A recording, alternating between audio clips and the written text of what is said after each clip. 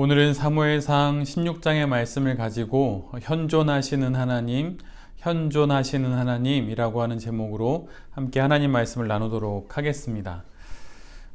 우리는 신문을 보고 또 많은 뉴스를 보고 또 각종 정보를 접하면서 세상에서 어떤 일이 벌어지고 있는지 또 그 내용들이 무엇인지 알려고 많이 애를 씁니다. 이를 통해서 내용을 파악하고 또 파악한 내용을 근거로 해서 자신의 삶을 잘 개척하고 또 살아가기 위함이지요. 그래서일까요? 우리는 성경을 읽을 때에도 또 성경을 볼 때에도 성경 속에서 마치 이러한 정보들을 얻으려 하는 경향들이 있습니다. 그러나 성경은 우리의 이러한 바램들 또 우리의 이런 호기심들 그런 거에는 전혀 관심이 없습니다. 이런 우리들의 바램들을 채우는데 그 목적이 성경엔 있지 않아요. 성경을 읽을 때마다 역사적인 배경들을 만나게 되고 또 다양한 역사적인 사건들을 만나게 됩니다.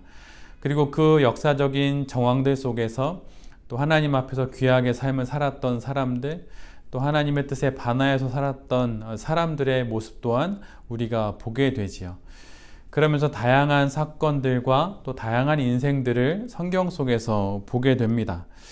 그러나 이 모든 사건들과 사람들에 대한 정보를 얻는 것이 우리가 성경을 읽는 목적이 아닙니다.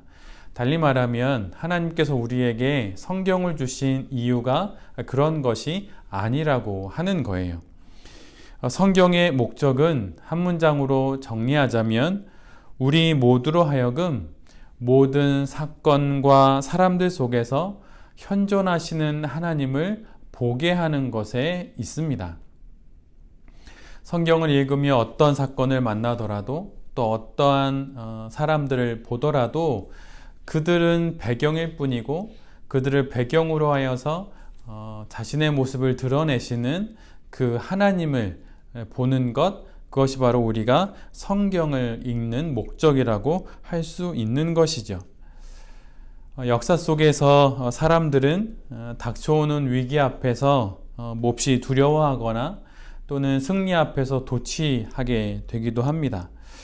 우리 역시 이런 요란법석한 이야기와 그 가운데서 활약하는 영웅들과 악인들의 아주 쉽게 눈길이 끌리기도 합니다. 그러나 이들 모두는 우리가 주목해야 할 주인공이 아닙니다. 이 모든 것 뒤에서 조용히 그러나 단호하게 당신의 일을 하시는 그 하나님, 현존하시는 하나님이 바로 우리가 성경 속에서 만나야 하는 분인 것이죠. 마치 영화를 만드는 장면을 떠올려 본다면 열연하는 배우들 뒤에서 모든 스토리를 알고 있는 감독처럼 하나님은 그렇게 역사 속에 계십니다. 그 영화를 보는 관객들은 빨리빨리 내용이 지나서 내용의 그 영화의 마지막 결말을 보기를 원하지요. 또 배우들은 자신의 연기에 몰입하여서 대단한 연기를 펼치기를 원합니다. 그러나 감독은 그런 관객의 바램과는 달리 또 배우들의 기대와는 달리 결코 서두르지 않고 차근차근 스토리를 쌓아갑니다. 그래서 결국 모든 이야기는 관객의 바램과 또 배우들의 연기 이런 것들이 아니라 감독에 의해서 결말에 이르게 되고 결국은 그 영화가 나타내고자 하는 그 결론을 마지막 부분에서 감독의 의도에 따라 드러나게 되는 것이죠. 성경 역시 마찬가지입니다. 성경도 하나님께서 감독이 되셔서 그 모든 역사 속에서 당신이 어떻게 이 모든 이야기를 이끌고 계신지를 보게 하는 것, 그것이 바로 성경이 가지고 있는 목적인 것이죠. 하나님께서 쓰시는 세상을 향한 당신의 스토리는 우리의 기대와 또 우리의 바램과는 달리 매우 천천히 그리고 긴 시간 동안 써내려 가집니다. 그 단적인 예가 다윗이 기름 부음 받은 후 20여 년이 지난 이후에 통일된 이스라엘의 왕이 되는 그것으로 드러납니다. 또한 이 땅에 예수님이 아기로 오셔서 30여 년의 성장의 시기를 지난 이후에 공생애를 그 뒤에야 시작하시는 것처럼 하나님의 역사는 오랜 시간, 긴 시간, 시간을 두고 벌어지게 되는 것이죠. 매우 천천히 그리고 긴 기간 동안 써내려가는 것이 하나님의 역사입니다. 빨리 결과에 도달하기를 원하는 우리는 하나님의 그 역사가 더디게만 느껴지고 때로는 너무나도 더디게 느껴진 나머지 하나님이 계시지 않은 것은 아닌가라고 하는 생각까지 하게 되지요. 그러나 하나님은 모든 시간을 빼곡히 채우고 모든 공간에 현존하셔서 세상을 향한 당신의 구원을 차근차근 이루어 가십니다. 우리가 믿는 하나님, 그리고 역사뿐만이 아니라 우리의 인생을 이끄시는 하나님이 바로 이런 하나님입니다. 성경 속에서 우리는 이 하나님을 현존하시는 하나님으로 만나게 되는 것이죠. 베드로후서 3장 8절로 9절 말씀을 제가 메시지로 읽어 드리겠습니다. 친구 여러분, 이 분명한 사실을 그냥 지나치지 마십시오. 하나님께서는 하루가 1000년 같고 1000년이 하루 같습니다. 어떤 이들이 생각하는 것처럼 하나님께서는 자신의 약속을 더디 이루시는 분이 아닙니다. 그분은 여러분을 위해 참고 계십니다. 그분께서 종말을 유보하고 계신 것은 한 사람도 잃고 싶지 않으시기 때문입니다. 하나님께서는 모든 이들에게 삶을 고칠 수 있는 시간과 공간을 베풀고 계십니다. 다른 성경의 번역본과는 달리 유진 피터슨이 번역한 메시지에서는 다른 번역본이 기록하고 있지 않은 한 문장을 맨 마지막에 덧붙이고 있어요. 그것은 바로 이것입니다. 하나님께서는 모든 이들에게 삶을 고칠 수 있는 시간과 공간을 베풀고 계십니다. 배우가 자신의 배역을 잘 연기할 수 있도록 세트를 포함한 모든 것을 계획하고 최적의 시간과 공간을 준비하여서 연출하는 감독처럼 하나님께서 우리에게 시간과 공간을 주십니다. 그리고 그 안에서 우리는 우리의 삶을 살아가는 것이죠. 영화 뒤에 모든 것을 연출한 감독이 있듯이 우리 인생 속에 하나님이 계십니다. 그리고 감독이 쓴 각본과 또 그의 연출에 따라 혼신의 연기를 펼치는 배우처럼 우리 역시 내 삶에 현존하시는 하나님의 말씀을 따라 삶을 살아가는 것이죠. 우리 인생에 바로 이런 하나님이 계십니다. 그리고 인류 역사에 이런 하나님이 계신 것이죠. 성경은 이것을 우리에게 말하고 있습니다. 모든 역사 가운데, 모든 인생 가운데 하나님이 현존하시고 계시다고 하는 것, 바로 그것을 바라봐야 한다고 우리에게 말하고 있는 거예요. 그러면서 그 시간과 그 공간, 하나님이 계신 그 때와 그 장소에 바로 우리의 인생이 놓여져 있고 우리의 인생 속에서 우리도 그 하나님을 바라보며 살아가야 하는 것이죠. 사울 왕의 시간과 공간 속에서도 하나님은 계셨습니다. 그러나 그는 자신의 삶에 현존하시는 하나님을 스스로 떠나게 되지요. 마치 아버지를 떠나는 탕자처럼 그렇게 사울은 하나님을 스스로 떠납니다. 그렇게 사울은 하나님을 떠나서 하나님 없이 자신의 시간과 공간을 다른 것으로 채우며 살려고 애를 씁니다. 그러나 이 모든 것들은 소용없는 헛수고가 돼버립니다. 그러다가 결국 그는 악한 영에 이끌리게 되지요. 악한 영에게 시달림을 겪게 됩니다. 이 악한 영을 심각한 우울증이라고 보는 이들도 있지만 실은 악한 영이 말하는 것은 자기 자신을 우상으로 삼는 것, 자기 자신을 섬기는 마음, 바로 그것을 뜻합니다. 하나님을 떠나니 이젠 모든 관심이 자기 자신이 되어 버린 것입니다. 현존하시는 하나님을 떠난 자리에 사울은 자신을 올려놓고 자신을 지켜내기 위해 수많은 방법과 수많은 수단들을 동원하여서 그렇게 자신을 지켜내려고 했던 것이죠. 그리고는 감당할 수 없는 삶의 무게 앞에서 그는 마침내 우리가 아는 그 최후를 스스로 맞이하게 됩니다. 지금 내 삶에 현존하시는 하나님을 바라봐야 합니다. 그것이 바로 믿음이고 그것이 바로 신앙이지요. 우리가 예배를 하고 우리가 말씀 묵상을 하고 우리가 매일 기도를 하고 우리가 영혼의 곡조 달린 기도인 찬양을 하는 모든 이유는 그 모든 것을 통하여서 하나님을 더욱더 바로 바라보기 위함입니다. 하나님을 바라보는 영혼의 시선이 없이 드리는 예배는 반복되는 종교의식에 지나지 않아요. 말씀 묵상을 아무리 오래 해도 하나님을 바라보는 시선이 없으면 그것은 그저 내 몸에 익숙해져 버린 종교 행위일 뿐입니다. 그리고 하나님을 바라보는 그 시선 없이 기도하고 또 기도 가운데 신비의 체험을 한다 하더라도 그것은 그저 종교적인 쾌감을 누리는 것에 지나지 않습니다. 그리고 제 아무리 뛰어난 찬양을 한다 하더라도 하나님을 향한 시선이 없다면 그것은 그저 잘 연습되어지고 잘 연주되어진 노래에 지나지 않는 것이죠. 그리고 모든 것을 내어주는 헌신도 마찬가지입니다.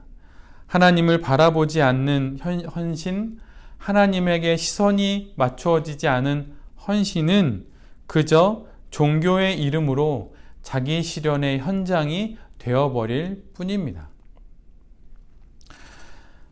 그러기에 신앙이란 그 모든 어떤 종교적인 행위나 어떤 종교적인 체험, 어떤 종교적인 암과 깨달음 이런 것이 아니라 그 모든 것을 통하여서 종국엔 하나님을 바라보는 것, 바로 그 시선을 갖는 것이 바로 신앙이라고 하는 것이죠. 하나님이 지금 내 삶 속에 계십니다. 그 하나님을 바라보는 것이 곧 신앙생활이고 그것이 바로 성경이 우리에게 있는 유일한 목적입니다. 그런데 하나님은 우리가 우리의 시선을 당신으로부터 거두어서 다른 곳을 향할 때 그때 당신의 강권적인 힘으로 우리의 시선을 당신에게로 이끄실 수도 있으실 터인데 하나님은 결코 그렇게 하지 않으세요. 하나님은 우리의 시선을 강제하지 않으십니다. 파스칼이 이런 말을 했어요. 폭력과 위협으로는 신앙을 끌어들일 수 없다. 폭력과 위협으로 끌어들이는 것은 공포일 뿐이다. 여기서 끌어들인다는 표현은 불러온다는 표현이 되겠지요. 폭력과 위협으로 영혼의 주목을 받을 수는 없다는 이야기입니다. 억지로, 강제로, 강요하여서 영혼의 시선을 하나님께로 돌릴 수는 없다고 하는 거예요. 오직 완전한 자유 안에서 영혼의 시선이 하나님을 향할 수 있습니다. 그것만이 진짜이고 그것만이 참이라고 하는 것이죠. 그래서 하나님이 강권적으로, 강제로, 힘으로, 완력으로 우리의 영혼의 시선을 당신에게로 향하도록 하시지 않는 거예요. 그것이 참된 시선이 되지 않음을 아시기 때문입니다. 그래서 우리는 자유 속에서 하나님이 주신 완전한 자유 속에서 우리의 영혼의 시선을 들어 하나님을 향해야 하는 것이고 그러기 위해 하나님이 우리에게 자유를 주신 것입니다. 그런데 사울은 그 자유로 하나님을 바라보지 않았어요. 갈라디아서 5장 13절에 우리가 잘 알고 있는 자유에 대한 말씀이 있습니다. 형제들아, 너희가 자유를 위하여 부르심을 입었으나 그러나 그 자유로 육체의 기회를 삼지 말고 오직 사랑으로 서로 종노릇 하라. 이 부분을 메시지로 좀 더 길게 읽어보면 다음과 같습니다. 갈라디아서 5장 13절로 16절 말씀입니다. 하나님께서 여러분을 자유로운 삶으로 부르셨다는 것은 틀림없는 사실입니다. 그러나 여러분은 그 자유를 방탕한 삶을 위한 구실로 삼지 마십시오. 여러분의 자유를 망치지 마십시오. 오히려 여러분의 자유를 사랑 안에서 서로 섬기는 일에 사용하십시오. 그것이야말로 자유가 자라나는 길입니다. 우리가 하나님 말씀에 대해 아는 모든 것을 한 문장으로 요약하면 제 자신을 사랑하듯이 다른 사람을 사랑하라는 것입니다. 이것이야말로 참된 자유의 행위입니다. 여러분이 서로 물어뜯고 핥히면 얼마 못 가서 서로가 파멸할 것이니 조심하십시오. 만일 그렇게 된다면 여러분의 값진 자유가 설 자리가 어디에 있겠습니까? 내가 드리는 조언은 이러합니다. 자유롭게 살되 하나님의 영이 이끌고 북돋아 주시는 대로 사십시오. 우리의 자유가 이렇게 쓰여야 한다는 것입니다. 다른 이를 사랑하기 위해서 또 하나님의 영의 북돋움을 받아서 하나님의 뜻을 이루어지기 위해 우리의 자유가 그러한 방향으로 사용되어야 한다고 하는 것이죠. 만약 하나님이 내게 주신 나의 자유가 사울처럼 하나님을 떠나는 데 사용되고 있다면 그 자유는 잘못된 길로 지금 사용되어지고 있는 것입니다. 만약 하나님께서 내게 자유를 주셔서 내가 그 자유로 살아가고 있음에도 불구하고 그 자유 가운데 하나님께 시선을 고정하기 위한 그 일에 열심이 없고 오히려 세상 다른 것들로 내 자신을 채워 내 삶의 주인을 내 스스로를 삼고 살아가는 일에 집중하고 있다면 그것은 내게 주신 자유를 잘못된 방향으로 사용하고 있는 것입니다. 우리 역시 이 자유로 하나님의 현존하시는 하나님을 바라보는데 이 자유를 사용해야 합니다. 이 하나님을 바라보는 그 시선을 갖기 위해 이 자유를 사용해야 하는 것이죠. 그래서 그렇게 바라보는 하나님을 바라보는 현존하시는 하나님을 바라보는 그 단 하나의 시선으로 삶의 수많은 희로의 낙을 지날 수 있게 되고 심지어 죽음마저 넘어갈 수 있게 되는 것입니다.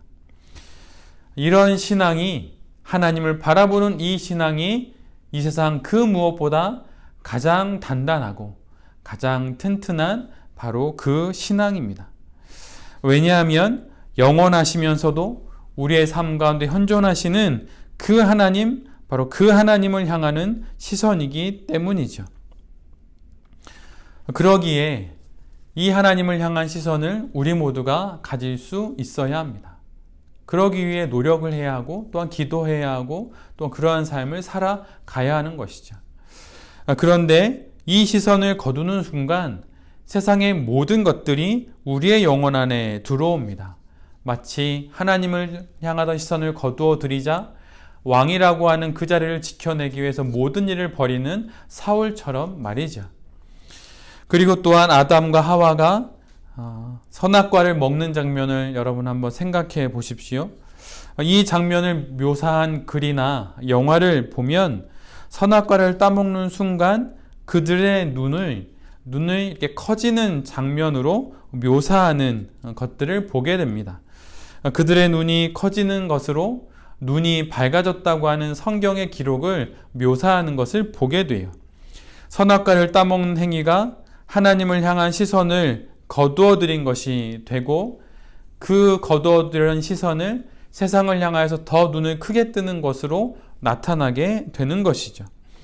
세상 모든 것을 취할 수 있는 것이 되어버렸다고 여겼지만 실은 하나님을 향한 시선을 거두어들이고 눈이 밝아지자 그들에게 찾아온 것은 두려움이었고 곧 수치였습니다.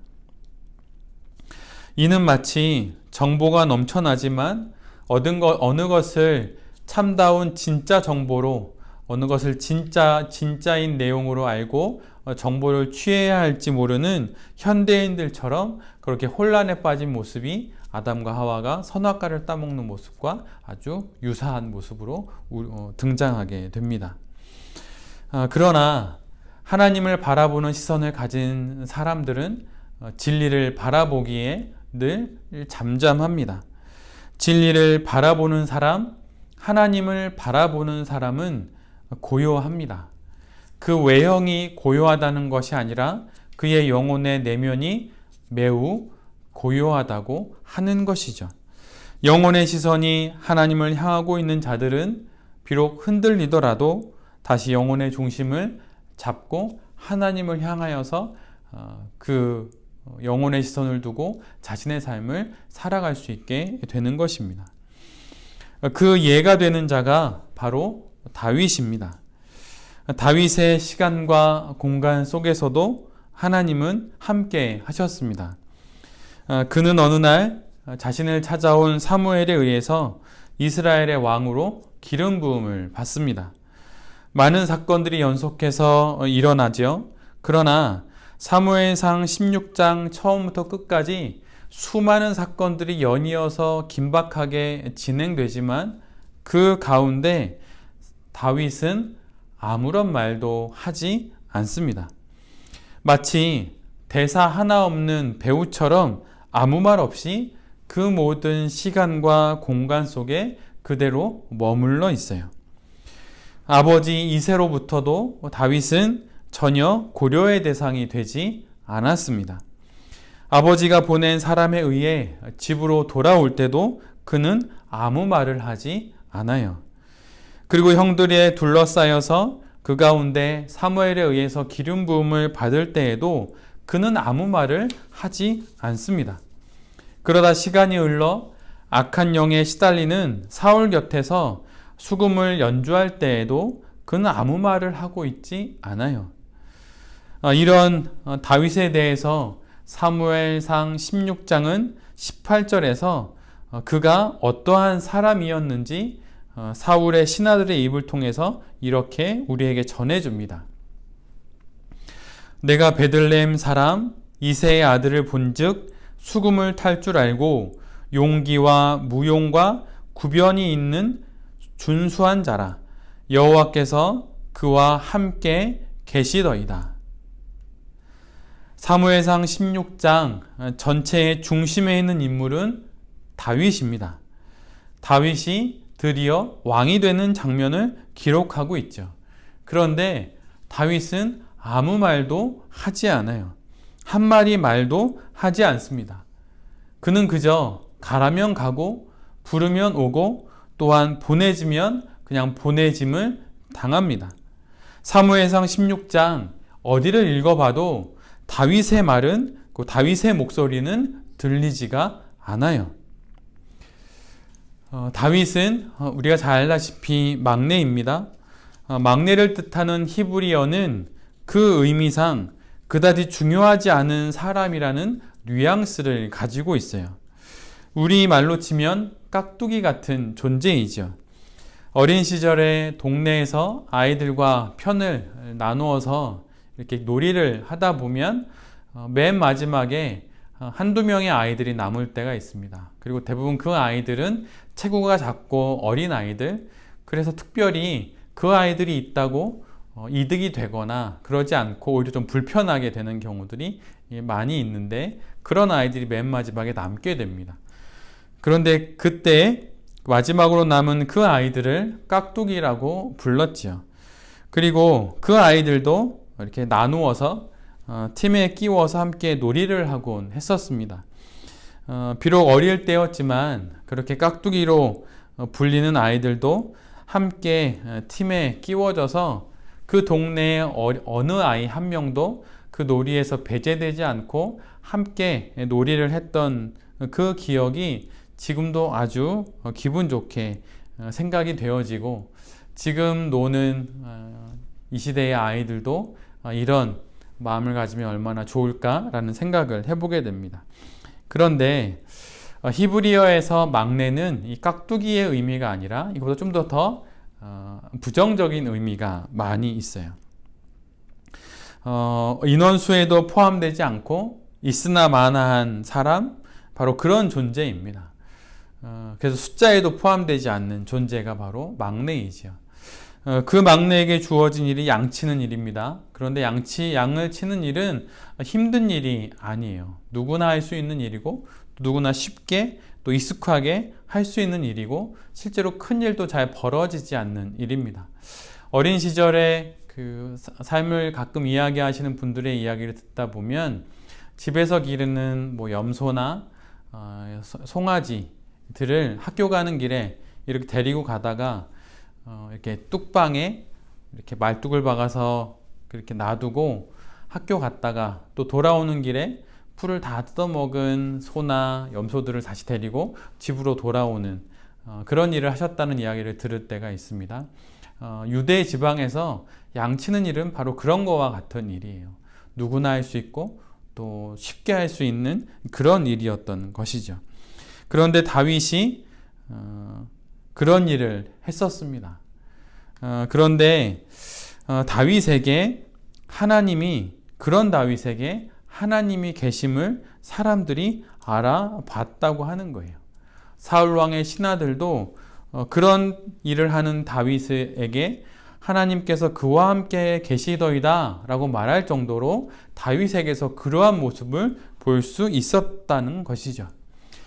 다윗이 탁월했기 때문이 결코 아닙니다. 그는 사울보다 더 뛰어날 것이 전혀 없었고, 형인 엘리압보다 또 다른 형들보다 결코 나은 것이 없는 사람이었어요. 그러나 단 하나, 하나님이 자신의 삶에 계시다는 사실을 그는 알고 있었고, 그 영혼의 시선으로 자신의 삶을 묵묵히 살아내었고, 그것들이 마침내 시간이 지나 많은 사람들의 눈에 띄었다고 하는 것이죠. 그 시선이 있었기에 다윗은 왕으로 기름 부음 받은 그 이후에도 자신을 죽이려고 달려드는 사울에게 복수하지 않을 수 있었습니다. 자신의 삶에 하나님이 계심을 보았기에 복수하지 않을 수 있었고, 또 하나님을 모욕하는 골리앗 앞에도 용기 있게 나설 수 있었던 것이죠. 자신을 둘러싼 상황과 자신을 괴롭히고 자신을 위협하는 그 사람들이 아니라 자신 안에 계신 하나님, 그리고 자신의 영혼이 마땅히 바라봐야 하는 그 하나님을 바라봄으로 다윗은 하나님 앞에서 그렇게 묵묵히 하나님을 향한 시선을 갖고 자신의 삶을 살 수 있었던 것입니다. 자신의 삶 속에 계신 하나님을 보았기에 그는 20여 년이라는 그 긴 세월을 도망자로도 살 수 있었고, 기름 부음 받았음에도 불구하고 미친 척 하면서도 그렇게 순간순간 매일을 살 수 있었던 것이죠. 다윗은 기름 부음을 받았습니다. 그 의미를 유대 사람인데 어떻게 다윗이 모를 리가 있었을까요? 모든 것을 알고 있었죠. 그런데 그는 기꺼이 사울 곁에서 그를 위로하고 그를 평안케 합니다. 사울 왕이 빨리 몰락하면 몰락할수록 자신이 왕이 되는 길이 더 빨리 열리는 것 아닌가요? 이제는 양치기 하는 그 일이 아니라 그럴듯한 왕이 되어서 이제 번듯한 인생을 살아볼 수 있는 기회가 바로 자기 눈앞에, 바로 자기 발 앞에 놓여져 있는 것이죠. 그런데 다윗은, 이미 왕이 된 다윗은 왕이 되어서 몰락해가는 사울 왕을 위해서 그를 곁에서 그를 위로하고 그를 평안케 합니다. 세상은 모르지만 하나님에게 이제 이스라엘의 왕은 사울이 아니라 바로 그 사람이었어요. 바로 자기 자신이었죠. 하나님 앞에서 이미 왕이 된 다윗은 하나님 앞에서 그런데 더 이상 왕이 되지 않은 사울을 돌보는 그 일을, 섬기는 그 일을 하고 있습니다. 왕이 되어 왕을 섬기는 그 다윗, 그 일이 바로 왕이 된 다윗이 했던 첫 번째 일이었어요. 왕이 되어 한 공식적인 첫 일이 버림받은 왕을 섬기는 일이었습니다. 하나님이 버리셨으니 다윗도 그냥 버리면 되는 것이 아닐까요? 그런데 다윗은 그 모든 상황 가운데 그것은 자신의 일이 아니라고 말하며 끊임없이 상황에 관계없이 자기의 바램에 관계없이 끊임없이 하나님을 계속 바라보는 그 영혼의 시선, 그것을 가지려고 부단히 애를 썼습니다. 도망자가 되었든 아니면 어떠한 상황을 만나든 자신의 삶 가운데 현존하시는 그 하나님을 바라봄으로 자신의 삶을 살아가기로 결정했던 그 다윗의 모습, 바로 그것이 바로 우리가 가져야 하는 모습이고 또 그 현존하신 하나님이 그런 다윗을 빚어가는 그 삶이 바로 우리가 살아야 하고 또 우리가 소망하는 삶이 되어야 하는 것이죠. 연대기 순으로 편집된 성경책을 보면 사무엘상 16장 다음에 기록되어 있는 말씀은 우리가 잘 알고 있는 150편에 이르는 시편 중에 한 장의 말씀입니다. 그 말씀은 이렇게 시작됩니다. 제가 메시지로 읽어드립니다. 하나님은 나의 목자, 내게 부족한 것이 없습니다. 주께서 나를 푸른 풀밭에 누이시고 잔잔한 물가를 찾아 목을 축이게 하십니다. 말씀하신 대로 나를 잠시 쉬게 하신 후 바른 길로 인도하십니다. 내가 죽음의 골짜기를 지날지라도 두려울 것이 없으니 주께서 나와 함께 걸으시기 때문입니다. 주님의 믿음직한 지팡이를 보니 내 마음 든든합니다. 주께서 내 원수들이 보는 앞에서 내게 성대한 만찬을 차려주시고 축 처진 내 고개를 세워주시니 내 잔에 복이 넘칩니다. 내 사는 동안 날마다 주님의 아름다움과 사랑이 나를 따르리니 나 하나님의 집으로 돌아가 평생토록 그곳에서 살겠습니다. 사무엘상 16장 그 말씀 이후에 17장이 바로 이어지지 않고 연대기 성경에서는 시편 23편을 이렇게 기록해 놓고 있습니다.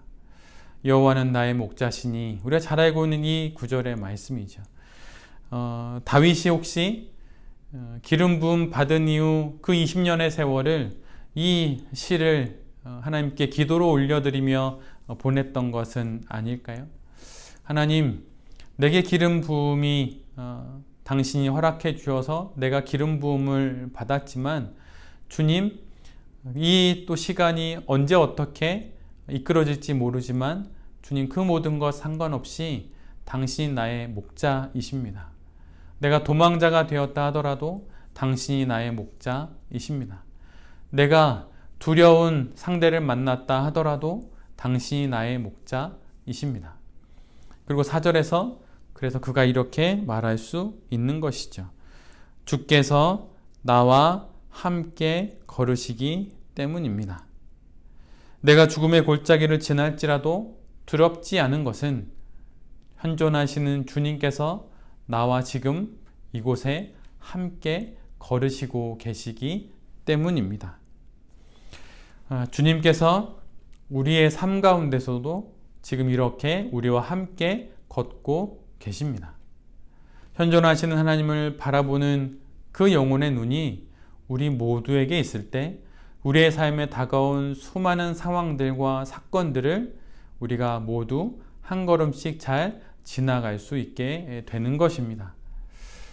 사울 왕처럼 우리에게 주신 하나님의 그 자유를 하나님을 떠나는 데 사용하지 않고 다윗처럼 우리에게 주신 그 자유를 갖고 지금 내 곁에 나와 함께 걸으시는 그 하나님을 바라보고 그 하나님을 따르는 데 사용할 수 있는 우리 모두가 되기를 간절히 바랍니다.